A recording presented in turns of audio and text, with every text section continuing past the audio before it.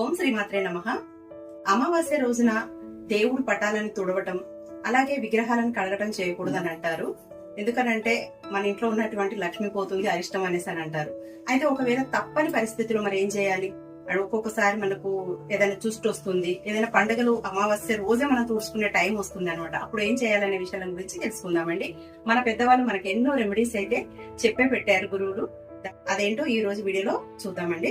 చాలా రోజుల తర్వాత దేవుడి పటాలను తుడవాల్సి వచ్చిన టైంలో ఆ రోజు అమావాస్యగా అయితే గనక అప్పుడు ఏం చేయాలంటే, మొదటిసారిగా చేస్తున్నట్లయితే ఇలా నవధాన్యాలు తీసేసి, మన గుడి ఉంటుంది కదండి, ఇలా నవధాన్యాలను తీసుకొని ఇలా చల్లుకోవచ్చు.